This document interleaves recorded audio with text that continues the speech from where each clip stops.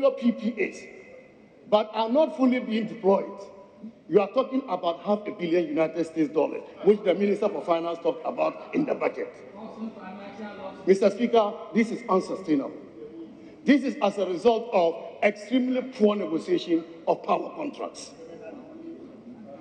Mr. Speaker, next year, 2020, we are going to be paying $600 million, more than $500 million. In 2021, it is going up to $700 million.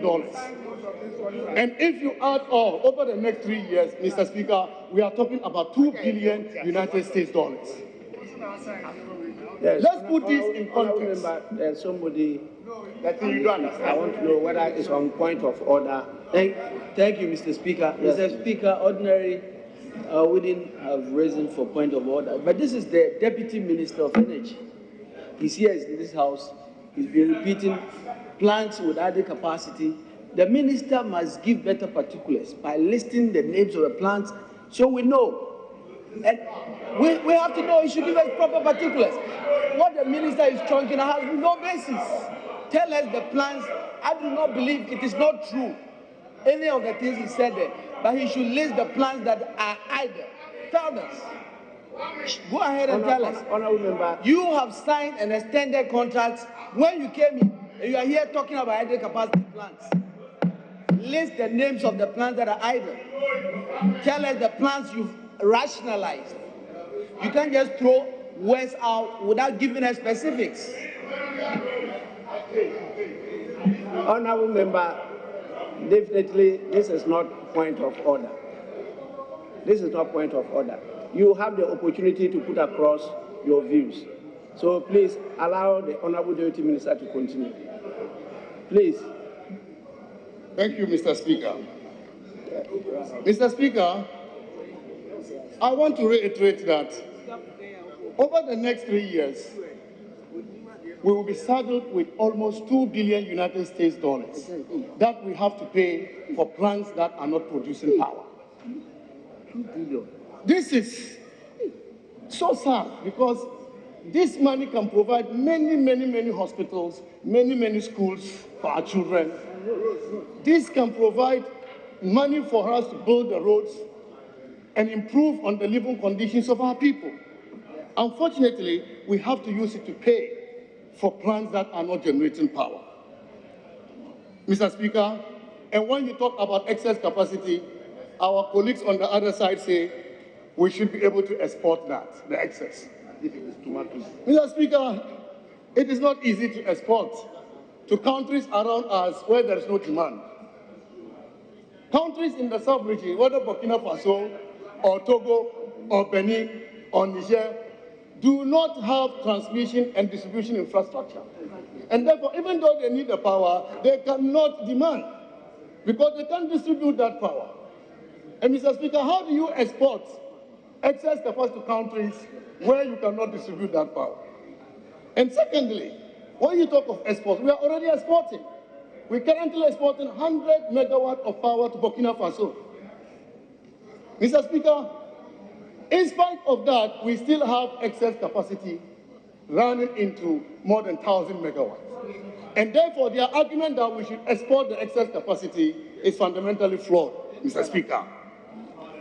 Mr. Speaker, the price of power in Ghana also makes Ghana's power non-competitive. Throughout the sub-region, our price is the most expensive. And therefore, when you have very expensive power, people may need it, but they cannot be able to afford it. And so how do we export the excess capacity that you have handed over to the government of NPP? Mr. Speaker, Can we get a transcript? the Honorable Finance Minister also talked about the debt accumulation in the energy sector. He mentioned $2.7 billion US dollars. And our colleagues on the other side are saying we are adding more debts. Mr. Speaker, if you look at the debt profile, entities that are in debt. Honorable member, hold on. Oh, available leader. Yes. Thank you, Mr. Speaker. Mr. Speaker, on the onset of the debate, we were informed that by the majority leader that apart from the lead speakers who will do 15 minutes, all other speakers will do 10 minutes. The Honorable Deputy Minister started at 2:03. And it is now 2:18, meaning that he has done more than 15 minutes. Mr. Speaker, I humbly crave your indulgence to take notice of this. Thank you. Majority Leader. Speaker, if my colleague listened to me at the very outset, I said we should allow as much as possible for the smooth delivery by members. I've been here. I saw the interventions that were made to my colleagues' delivery. In any event, Mr. Speaker, you have the singular authority of managing the time, and it doesn't lie with him. Mr. Speaker, in any event, you described him as the available leader. He's not the available leader. He's not part of leadership, so he cannot be the available leader. Mr. Speaker, I take strong exception to that because the minority leader directed that I stand in here for him. And I am currently the available leader. Mr. Speaker, and when I brought this issue up, I did not direct the Speaker. I only brought the Speaker's attention to the issue, which you, your very self, the majority leader, who has been trying to intimidate, indicated at the onset of this debate that apart from the lead speakers, that all other speakers will do 10 minutes. Thank you, Mr. Speaker. Well, Majority Leader, Mr. Speaker, may I say notice to him that there is a properly constituted authority in the person of the Deputy Whip. You should come and assume her position and cross the exit. Mr. Speaker, as I said, he's pretending to be the available leader. He's not a leader. He's not part of leadership. So he cannot describe himself as an available leader. He's only a pro tem. He's only a pro tem leader. He's not the available leader.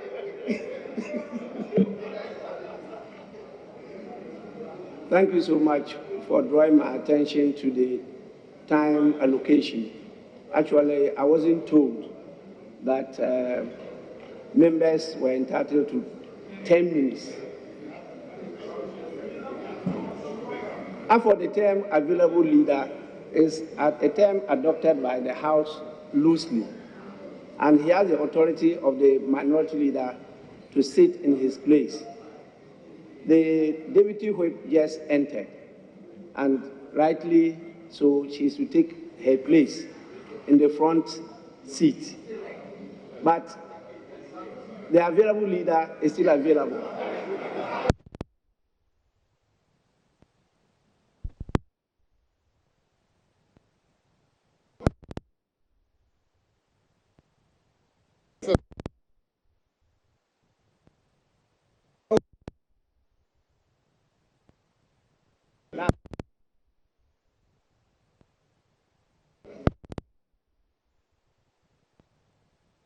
On the other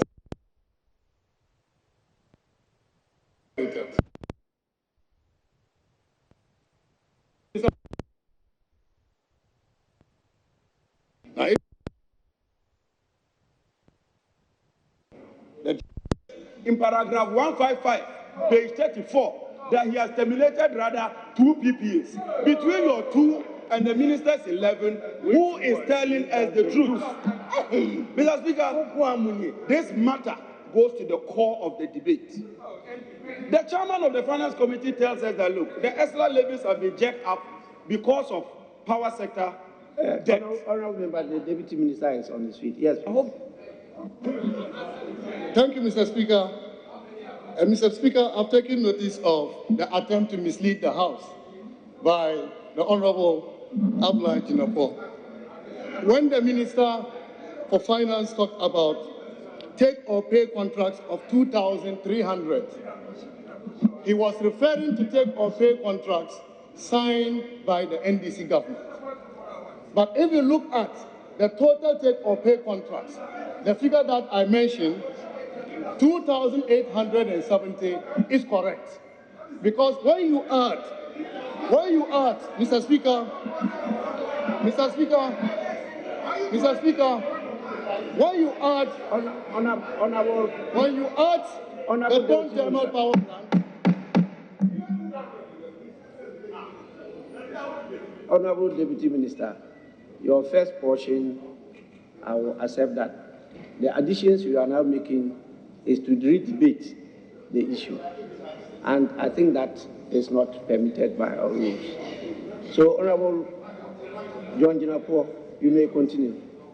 Thank you very much, Right Honorable Speaker. Right Honorable Speaker, the information being put out there by the chairman of the Finance Committee is that because there is some so-called debt from a take or pay, that is why they are increasing the energy sector levies. Mr. Speaker, so let's look at the debt.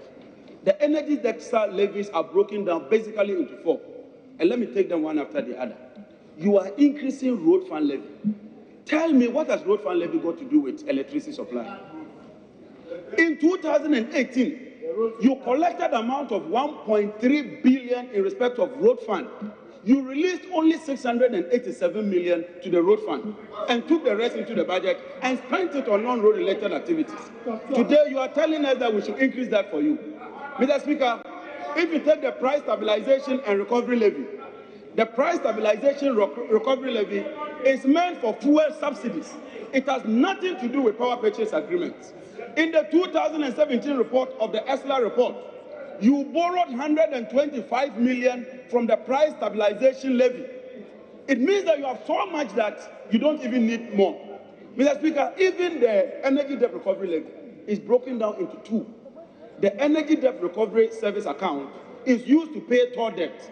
It is therefore my contention, Mr. Speaker, that this explanation that it is because of so-called PPAs, that is why you are increasing these taxes, cannot be here, it cannot be there. It's nothing but a ruse, and we would not accept that explanation.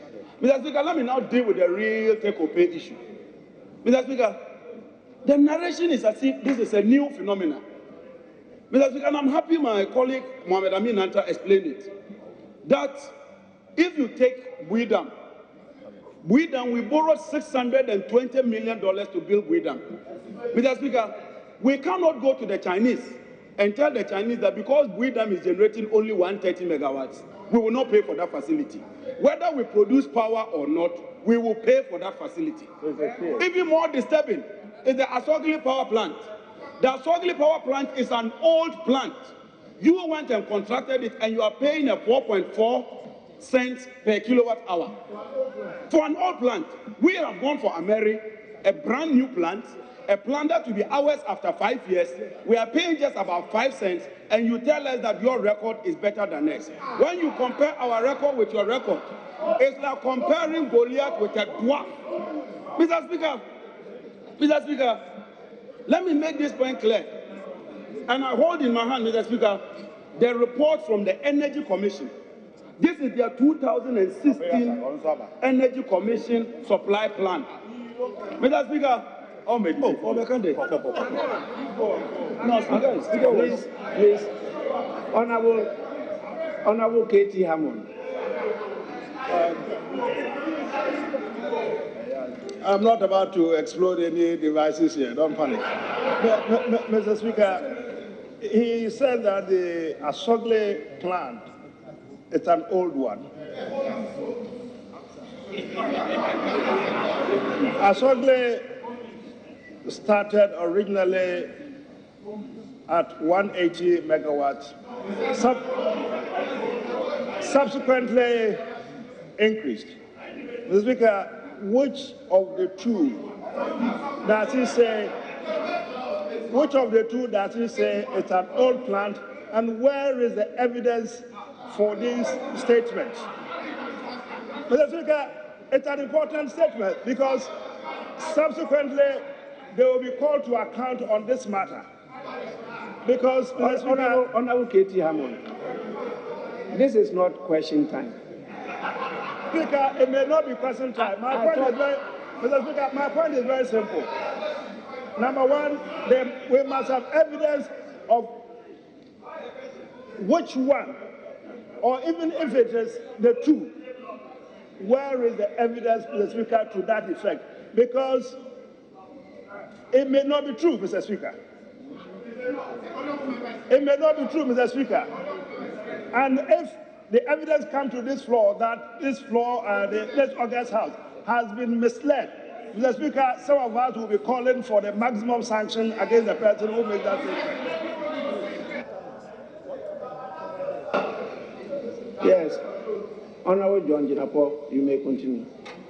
Right, Honorable Speaker, according to the 2016 Energy Supply Plan of the Energy Commission, the total peak demand, excluding suppressed demand and total transmission system, will be between 2,736 and was expected to grow at 12% over the next 4 years. Mr. Speaker, what every reasonable government will do is to take this based on this expectation and to plan towards that. And that is what the NDC administration did. That is why we decided to contract those plants. Mr. Speaker, even more importantly, is the fact that because we knew we were going to increase capacity, we were doing an access rate in terms of electricity expansion of 5% per annum. And this is confirmed in the 2017 budget presented by the Honorable Ken Ofori-Atta. Mr. Speaker, go and read the 2019 budget. Over the past 2 years, what you have succeeded in doing is increasing access rate by a paltry 1% over 2 years, and yet you have the audacity to come and tell us that you have too much power, you don't know what to do with it. Why won't you have power? When you are growing at this snail pace, when you are not expanding energy, when you are not expanding access, you will surely have excess capacity and you wouldn't know what to do with it. I still refer to the 2018 budget, Mr. Speaker, where the Honorable Ken Ofori-Atta tells us that VALCO was going to be revamped. VALCO alone can consume 375 megawatts. Mr. Speaker, as I speak to you, that has not come true. Let me now go to the issue of exporting power. We started that project. We signed the project to expand our capacity from 131 to 161 to 331. Honorable Member, the majority leader is on this. Mr. Speaker, I don't really want to intervene, but my colleague is using some words. I don't want to call him to retract. He says any sensible government will do this, and you have the audacity to come to this house with certain figures. Mr. Speaker, I don't want to call him to retract these words. I believe that we can accommodate such words. They are so allergic. They are so allergic to the use of words. Even when you refer to optical illusion, they say you are insulting them. They say you are insulting them. I want us to take note. I want us to take note. I believe that we can live with it. We can certainly live with it. Proceed. Yes, honorable members, I drew your attention earlier on to the fact that the debate has to be decent and decorous. What the majority leader has just done is to draw our attention to the use of parliamentary language. Parliamentary language. I will not encourage the abuse of our standing orders. And so please, you have to withdraw those words. Mr. Speaker, based on your advice and based on the advice of the majority leader, I withdraw that statement. Mr. Speaker, I won't take an intransigent position because the substance of the matter is more important to me, and so I withdraw that word. Mr. Speaker, in continuing, Mr. Speaker, I maintain that we have the capacity, if we follow the system through, to export about 400 megawatts of power. But in any case, Mr. Speaker, where from this debt? Mr. Speaker, Togo can take... Just a minute. Because he's a member of the Energy Committee, I'll just give him Thank you, Mr. Speaker. opportunity. Yes. I'm getting slightly anxious. When I raised the first point, you suggested that it wasn't a questions and answer period. Mr. Speaker, but my anxiety is that my colleague consistently is regurgitating untruths. Now, if we do not put them to street proof, then what do we do? Because he's just said that it was the NDC that started the third line to Togo, which is absolutely untrue. He's made that statement. Mr. Speaker, how do we get them to prove, put them to the test that what they are saying is true? Indeed, he did mention Honorable K.T. Hammond. Mr. Speaker, How do I respond to your anxiety sitting here? Your anxiety, how do I respond to it? to get them, Mr. Speaker, to bring the proof. You know of the what they are right thing to talking do. about. You know the right thing to do. Well, Read but- the standing orders, Mr. Speaker, I and can you know understand what to do. It's not for me to participate in the debate. the Speaker doesn't You participate. yourself, initially, you were not sure what you were saying was right or wrong. That was the position you took. You said maybe Yes. he could be Yeah. right or could be wrong. You were using those terms, and so Mr. you were Speaker, not sure. Forgive me, Mr. Speaker. So please- No, I tried to be nice because I was also conscious Well, about. if you are trying to be I nice, was conscious I will about. make you. I was conscious about standing orders. But the point I'm making, Mr. Speaker, is that Honorable Jinapor, Mr. Speaker, is giving the House information which is completely untrue. So I'm asking you, Mr. Speaker, to simply direct him, Mr. Speaker, to bring the proof of what he's talking about. At the committee stage during Ameri, some suggestion came that the Ameri plant itself is an old plant. I am on record. I said this in this House. It's in that document in Hansa. The Speaker, we stated that in here. So, Mr. Speaker, we should be careful about the statement that the colleague is making, and that I am asking the Speaker that you direct him to Mr. Speaker, Honorable to Member. evidence to this House. That- Honorable Member, you have the opportunity to put across what you are saying. I thought that you would have asked him for his source, the source of his information. Then we could take it on there. But the blanket statement that what he's saying is untrue, it cannot be taken. But I am not going to encourage I you. was wondering, Mr. Speaker, whether proof is different from source. That is a really...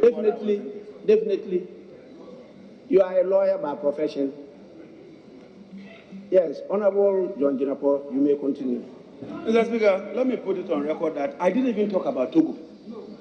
I didn't even mention Togo. So this issue of Honorable Jinapor is misleading us based on Togo is deliberately an attempt to take away my time. I said that we commence the system of improving the transmission line from 161 to 330. So where is this issue of Togo? And then I said that we have the capacity to export power to Togo. These are two different things. Improvement of transmission lines is different from having the capacity to export power to Togo. Please don't misrepresent me. I know what I'm talking about. I've been in that sector before. I was the deputy minister responsible for power, and I know what I'm talking about. Mr. Speaker, in this matter, Mr. Speaker, President Yayi Boni was in this country pleading with us to give him 100 megawatts of power. Mr. Speaker, if we complete the 161 kV line to 330, we have the potential to export another 100 megawatts to Burkina Faso. Mr. Speaker, that project has stagnated because Gridco cannot continue with that project because their financials have been rendered to a level where they simply cannot continue with that project. Mr. Speaker, I want to state on authority, Mr. Speaker, that this so-called debt that has arisen cannot be because of capacity charges. Mr. Speaker, I refer to the PURC Act. One minute. The PURC is the only body that can approve tariffs. And in approving tariffs, capacity charges are factored into that. How come in 2016 we had Ameri, we had AXA, we had Car Power, and we never had this debt? It is because you have usurped the authority of the PURC by artificially reducing that 17%. You have incurred a huge debt. And because you cannot increase the electricity tariffs, you are going through the back door by attempting to penalize the ordinary Ghanaian with increments on petroleum. Mr. Speaker, this government today is moving from production to double taxation. This government is insensitive. This government must drop this tax now because this tax cannot stand and must not stand. I thank you, Right Honourable Speaker, for the opportunity. Thank you very much.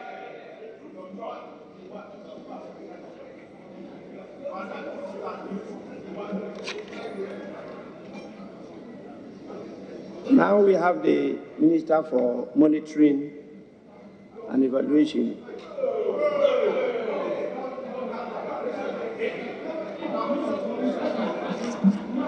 Thank you, Mr. Speaker. Mr. Speaker, originally, I was not intending to take part in the debate, but as a senior member of this House, I've heard so many things. I want us to start from where we can agree, and we don't impute ill motive. Mr. Speaker, the statement made by my colleague, Honorable Ken Furata, was of two parts. A review of where we are in 2019 and a supplementary budget that he wants us to approve. Mr. Speaker, very few people talk about the review, and they are right. But it's from the review that you have the basis for the supplementary budget. Mr. Speaker, my simple mind tells me this is what the question the minister is posing to us. He says that, can you please give me authority to spend 6.37 billion because I have an emergency? What is that 6.37 billion going to be spent on, Mr. Speaker? Over 80%, Mr. Speaker, is going to be spent on energy sector liabilities. 5.1 billion or 5.2 out of the 6.37 is on the energy sector liabilities. You take about 1 billion in interest payments, and you're almost getting 6.something billion. Oh, Mr. Speaker, when he was speaking, I did not challenge him. He made some. Mr. Speaker, he does not understand the budget that is being populated. Mr. Speaker, 5.2 billion is for payment of any sector liabilities. It's called amortization. Mr. Speaker, if he doesn't understand, I'm telling you, amortization. He doesn't know why it is an expenditure. Mr. Speaker, so I wish we'll focus our attention on what got us over there. And the whole budget, in my view, Mr. Speaker, the explanation is really on page 31. Just a minute. Honorable, why are you on your feet? Well, you are just laying the foundation. Mr. Speaker, the Honorable Minister for Monitoring and Evaluation made a statement that I think, Mr. Speaker, cannot be the case. Mr. Speaker, in the budget statement that has been presented to us, if we were to look at Appendix 12, Economic Classification of Government Expenditure, 2019, Mr. Speaker, it indicates to us where the money is going to go. Mr. Speaker, clearly, it is contrary to what the minister is telling us. So I want the minister to point us, Mr. Speaker, amortization can never be a substitute of subsidy. So, Speaker, amortization is repayment of your debt. You only repaying your debt. And these are government debt. So what is he talking about? Is he telling us that they've changed the way government calculate or do fiscal accounting? Please, Speaker, he's contradicting himself. So, Speaker, this morning, where's Jinapo? I heard Jinapo on TV3 confusing subsidies with amortization. He read the line of subsidies 000. Subsidies cannot be amortization. And he's making the same mistake. So, Speaker, he should go to Appendix 7. Mr. Speaker, he should go to Appendix 7, page 62. Appendix 7. Read the line on amortization. The minister is telling us that by the end of June, this is under financing, Mr. Speaker, and that's why it is there negative. Sorry. They programmed 2.65 billion. As of now, they've paid 5.4 billion. Mr. Speaker, what does that mean? It means that they've spent 2.7 billion more than was programmed. And the question is why? And that's what the minister is explaining to us why on page 31. Mr. Speaker, I don't dispute my colleagues on the other side for having the Energy Commission propose that we need to increase capacity. I don't have a problem with that. That is how it should plan. But the mistake somebody did was that when you were asking the question about what to produce, they didn't ask at what cost. A simple economist would have asked, so how much is it going to cost us? What the minister is saying is that when you took the decision to expand capacity and they use the excess capacity, Mr. Speaker, I don't want to use the excess capacity because most people don't understand it. They decided to increase capacity to a certain point. What the minister is telling us that in the process, somebody negotiated in a way that, for example, I'll use it as an example. If you are given 100 megawatts and you only need 40, you pay for the entire 100. Put differently, 60% of what we are paying, we don't need. Mr. Speaker, which rational person in this chamber will want to pay for electricity that they don't need? Which rational person? In our own lives. Honorable Minister, I hope you will not also fall into the same trap. Mr. Speaker, I'm not using it in a negative way. I'm suggesting that in our lives, as you and I live, yes, I will not pay rational person. Yeah, you and I, because we are rational. You and I are rational. You've raised an issue you are debating, and I don't want us to fall into the use of terms Speaker, I won't. Unpleasant. I'm suggesting that they will agree with me, I think, that nobody wants to pay for something that they don't need. So, Speaker, on page 31, and that's what the minister is trying to make a distinction between generation capacity, take or pay, and gas usage, take or pay. That is quite simple. The minister is telling us that annually, given the terms of the contract, on generation capacity, we are paying close to $500 million. So, Speaker, if you go to gas usage, he gives an example. Mr. Speaker, with your permission, let me read it. Page 31, the last line. It's very interesting. For Sankofa offshore Cape 3 Points gas alone, we pay over 51 million a month. Page 31, last line. Last three lines. Last three lines. For Sankofa offshore Cape 3 Points gas alone, we pay over 51 million per month under a take-or-pay contract for 154 million scarves per day, even though we only actually take 60. Mr. Minister, Mr. Speaker, I don't know who on this side, or my colleagues on the other side, will question that fact, what the minister is raising. We have contracted for 154, sorry. We use only 60. The rest, we are paying for it, $51 million per month. So, Speaker, the minister is saying that it is not in the nation's interest. Forget the motive of whoever signed the contract. That going forward, we need to find a way not to waste this money. That's what the minister is asking us to do. That for this year, or let me go back to 2018, because of these contracts, we ended up paying $500 million. 2019, it is going to $1.2 billion. The deputy minister warned us that if we don't take care of it, it will get to $2 billion. So, Speaker, the minister is saying, look, colleagues, it is not in the interest of Ghana that we keep paying for things that we don't need. So let us find a way to take care of it. But in the meantime, 2019, I came to Parliament. I did not budget for the 5.2 billion. Give me authority to pay, budget, approve it, so I can pay for it. Otherwise, the entire budget for this nation will collapse, including funds coming to Parliament.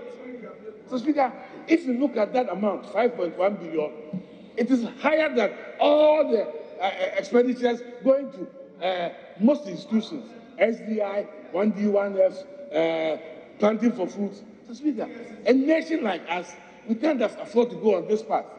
So, Speaker, when you have not budgeted for it and the revenues are not performing, your only choice is to borrow. And Mr. Speaker, one colleague, he's not here, he said that we borrowed $3 billion. Mr. Speaker, I don't know how he's reading the table. I don't understand how some of my colleagues, let me refer to the table he's talking about. Mr. Speaker, I want to refer you to appendix 10, page 60. One of my colleagues said that we have borrowed 3.7 million. Mr. Speaker, if you look at that appendix, foreign loans, borrowing, that's foreign borrowing, 3.6.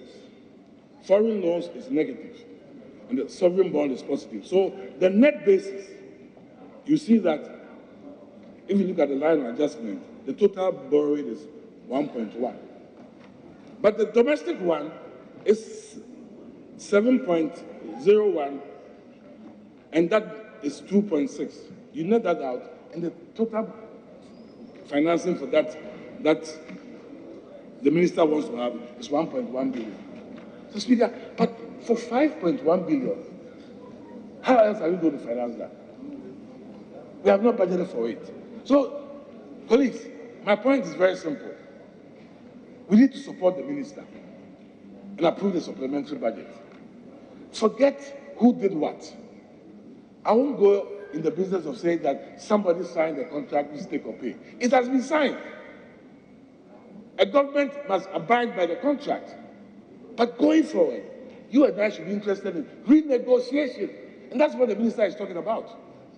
So that we don't have take or pay contracts on the generation of electricity. Electricity is not like some food that when you eat, you don't finish, you can put it in the freezer.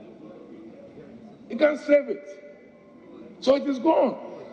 And we are spending a lot of money, taxpayers' money, to do that. The same with gas. In fact, in terms of gas, you can re-inject, so at least you can keep. Not generation of electricity. We need permission, that's what the minister is saying, to allow him to pay 5.2 billion out of the 6.37 billion that's his question for. The other 1.something billion is on interest payments because we have borrowed more. And that is the bulk of the 6.37 billion that the minister is asking for.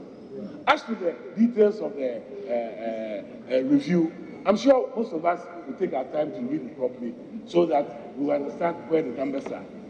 But the economy is challenged in this sense, particularly in the energy sector.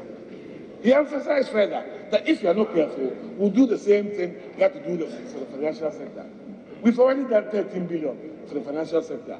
You have one more minute. Yes, he's going to do another 5.2 billion in the energy sector. As the deputy minister said, if we don't take the hard decisions, we'll be doing something like 12, 15 billion in the future. Mr. Speaker, with those few words, I thank you.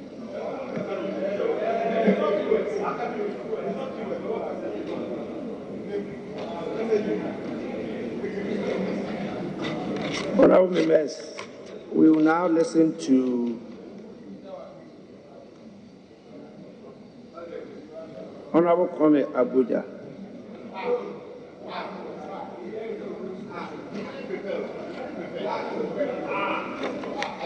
Now the list from the minority. Honorable Speaker, thank you for the opportunity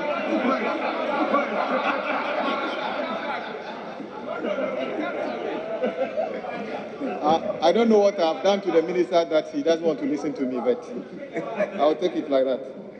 Mr. Speaker, I thank you for the opportunity to contribute to the motion for the approval of the minister's revised budget or mid-year review of his budget. Mr. Speaker, I'll focus my presentation solely on infrastructure. Mr. Speaker, you would trace his comments on infrastructure on page 40 from paragraph 193 of his report. Mr. Speaker, Mr. Speaker, the minister didn't say much about infrastructure, simply to say that the government seeks to ensure rapid expansion of infrastructure in an integrated manner in order to transform the economy and social lives of Ghanaians. Sadly, Mr. Speaker, the minister hardly said anything about what he's achieved so far since we approved the budget. Mr. Speaker, you will be aware, for instance, that under the road sector, the minister promised giving the road ministry 1.2 billion Ghana cedi to carry out their activities. But as previous colleagues have already said, out of that, Mr. Speaker, the road fund was supposed to generate about 1.3 billion in 2018. The minister came to this house and capped that fund. So as a result of that, only about 600 million was available to the ministry to carry out those activities. Mr. Speaker, when we passed the Road Fund Act, we were very sure that we needed the 1.2 billion to be available to the ministry. Indeed, the previous government leveraged on that fund and took loans on that fund, but we used that money to carry out activities in the road sector. Why on earth would the minister currently take over 600 million out of the road fund and use it on other things other than the road-related activities? Mr. Speaker, that is what is wrong. Mr. Speaker, it is not true. Let me put it here. It is not true that the loan that we took was not used for road-related activities. Indeed, the current minister took extra loans on the road fund, and nobody knows what they are doing about it. So, Mr. Speaker, the road ministry is in distress. Mr. Speaker, the summary of what he's done is that the condition of almost all roads in Ghana has never been worse than it is today. I don't know where you live, Mr. Speaker, but almost every road is in a deplorable state. Mr. Speaker, let me quickly go to this. Mr. Speaker, one thorny issue that has been on the minds of Ghanaians was when the minister and then the Cocoa Board chief executive made a public comment when they assumed the reins of government, and he said that under the Cocoa Road projects, the previous government contracted these projects, and some